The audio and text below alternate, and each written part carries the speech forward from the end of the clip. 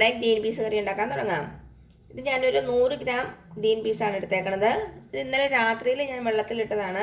അപ്പം നന്നായിട്ടൊന്ന് കുതിർന്ന് വന്നിട്ടുണ്ട്. ഇനി ഇത് നമുക്കൊരു കുക്കറിലേക്ക് ഇട്ട് കൊടുക്കാം.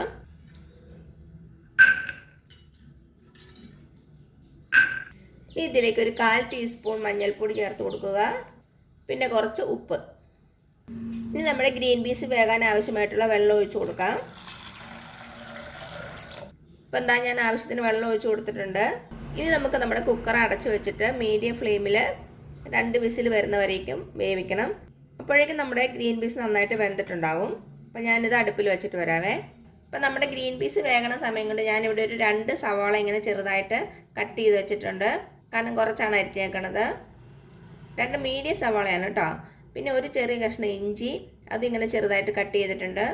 ഒരു 4 വെളുത്തുള്ളി അല്ലി, ചെറിയ വെളുത്തുള്ളിയാണ്, അതൊരു 4 എണ്ണം എടുത്തിട്ടുണ്ട്. പിന്നെ ഒരു 3 പച്ചമുളക് ഇങ്ങനെ ചെറുതായിട്ട് കട്ട് ചെയ്തിട്ടുണ്ട്. ഇങ്ങനെ നീളത്തിലാണ് കട്ട് ചെയ്തേക്കണേ. പിന്നെ ഞാനിവിടെ എടുത്തേക്കണ ഒരു ചെറിയ ഉരുളക്കിഴങ്ങ്, അതിങ്ങനെ ക്യൂബായിട്ട് കട്ട് ചെയ്തേക്കുവാണ്. അതേപോലെ തന്നെ ഒരു ചെറിയ ക്യാരറ്റ്. ഈ ക്യാരറ്റും ഉരുളക്കിഴങ്ങും ഇടുമ്പോൾ നമ്മുടെ ഗ്രീൻ പീസ് കറിക്ക് ഒരു പ്രത്യേക ടേസ്റ്റ് വരും. പിന്നെ നമുക്ക് കുറച്ച് തേങ്ങ ആവശ്യമായിട്ടുണ്ട്. ഞാനിതൊരു മീഡിയം സൈസ് തേങ്ങയുടെ 1/4 മുറി തേങ്ങയാണ് എടുത്തേക്കണത്. പിന്നെ 1 ടീസ്പൂൺ പെരിഞ്ജീരകം, അതായത് ഫെന്നൽ സീഡ്സ്. തേങ്ങയും പെരിഞ്ജീരകവും കൂടെ നല്ല ഫൈനായിട്ട് നമുക്ക് അരച്ചെടുക്കണം കേട്ടോ. പിന്നെ വളരെ കുറച്ച് പൊടികളും കൂടെ നമുക്ക് ആവശ്യമായിട്ടുണ്ട്. അത് ഞാൻ കുക്കിങ്ങിൻ്റെ ഇടയിൽ പറയാം. അപ്പോൾ നമ്മുടെ ഗ്രീൻ പീസ് വെന്തിട്ടുണ്ട്. ഇനി നമുക്കിതൊക്കെ ഒന്ന് വഴറ്റിയെടുക്കാം. അപ്പോൾ എന്താ ഞാനൊരു പാത്രം അടുപ്പിൽ വെച്ചിട്ടുണ്ട്. നമുക്കതിലേക്ക് കുറച്ച് വെളിച്ചെണ്ണ ഒഴിച്ച് കൊടുക്കാം. ഒരു 2 ടേബിൾ സ്പൂൺ എണ്ണ ഒഴിച്ചിട്ടുണ്ട്. അപ്പം നമ്മുടെ എണ്ണ ചൂടായിട്ടുണ്ട്. ഇതിലേക്ക് സവാള ചേർത്ത് കൊടുക്കാം.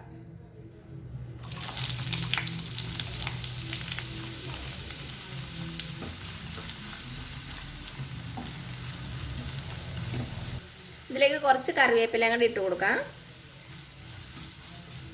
നമ്മുടെ ഇഞ്ചിയും വെളുത്തുള്ളിയും കൂടെ ഈ സമയത്ത് ഇട്ട് കൊടുക്കാം. ഇനി ഇതെല്ലാം കൂടി നന്നായിട്ടൊന്ന് വഴന്ന് വരണം. ചെറുതായിട്ടൊരു ലൈറ്റ് ഗോൾഡൻ കളറാവുന്ന വരെ നമുക്ക് വഴറ്റി കൊടുക്കാം.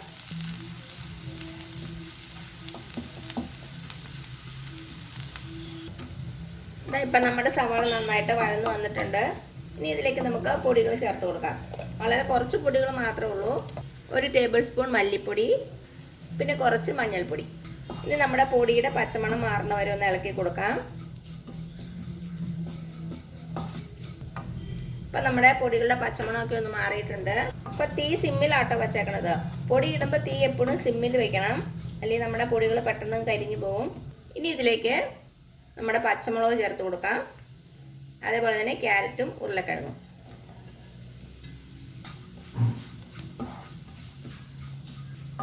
നന്നായിട്ടൊന്ന് വഴറ്റി കൊടുക്കുക. ഇനി നമ്മുടെ ക്യാരറ്റും ഉരുളക്കിഴങ്ങും വേകുന്നതിന് ആവശ്യമായിട്ടുള്ള കുറച്ച് വെള്ളം ചേർത്ത് കൊടുക്കാം. അപ്പം ഞാൻ വേറെ പ്രത്യേകം വെള്ളം ഒഴിക്കുന്നില്ല. നമ്മുടെ ഗ്രീൻ പീസ് വേവിച്ച വെള്ളമാണ് ഞാൻ ഒഴിച്ചു കൊടുക്കുന്നത്.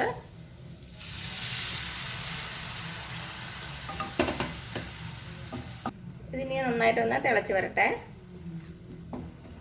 അപ്പം നമ്മുടെ കറി നന്നായിട്ട് തിളച്ചിട്ടുണ്ട്.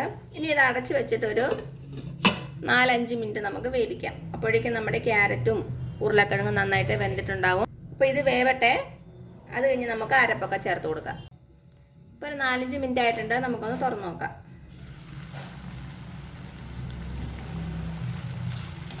നമ്മുടെ വെള്ളമൊക്കെ നന്നായിട്ട് വറ്റിയിട്ടുണ്ട്. ഇനി ഇതിലേക്ക് നമുക്ക് നമ്മുടെ അരപ്പ് ചേർത്ത് കൊടുക്കാം. തേങ്ങയും പെരുംജീരകവും കൂടെ അരച്ചത്.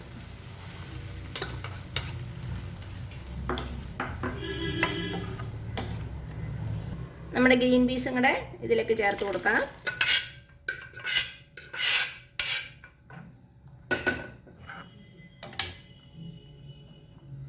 എല്ലാം കൂടി നന്നായിട്ടൊന്ന് മിക്സ് ചെയ്ത് കൊടുക്കുക. ഇനി ഇതിലേക്ക് ഞാൻ 1 ഗ്ലാസ് ചൂടുവെള്ളം കൂടെ ഒഴിച്ചു കൊടുക്കുവാണ്. നമ്മുടെ കറി ഒരു 10 മിനിറ്റ് തിളപ്പിക്കണം. അപ്പോൾ ഗ്രേവി ഇല്ലെങ്കിൽ പെട്ടെന്ന് നന്നായിട്ടങ്ങ് കുറുകിപ്പോവും. പച്ചവെള്ളം ഒഴിക്കുകയോ ചെയ്യരുത് കേട്ടോ. നമ്മൾ ചൂടുവെള്ളം മാത്രമേ ഒഴിക്കാവുള്ളൂ. ഉപ്പൊക്കെ ഒന്ന് ചെക്ക് ചെയ്ത് നോക്കുക. കുറച്ച് ഉപ്പ് കുറവാണ്. ഞാൻ കുറച്ചുകൂടി ഇട്ട് കൊടുക്കട്ടെ കേട്ടോ.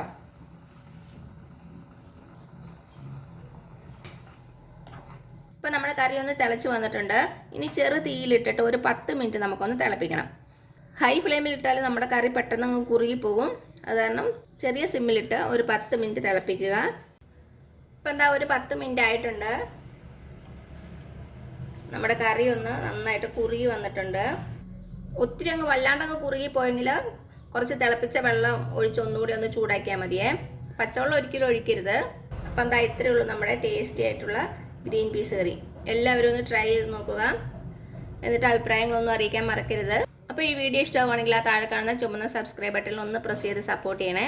അപ്പോൾ അതിൻ്റെ തൊട്ടടുത്ത് തന്നെ ഒരു ബെല്ലൈക്കൺ ഉണ്ട്, അതും കൂടി ഒന്ന് പ്രസ് ചെയ്യുക. അതേപോലെ തന്നെ ലൈക്ക് ചെയ്യാനും ഷെയർ ചെയ്യാനും മറക്കരുത്. അപ്പോൾ ഇനി പുതിയൊരു വീഡിയോ ആയിട്ട് വരുന്നവരേക്കും thank you so much. By.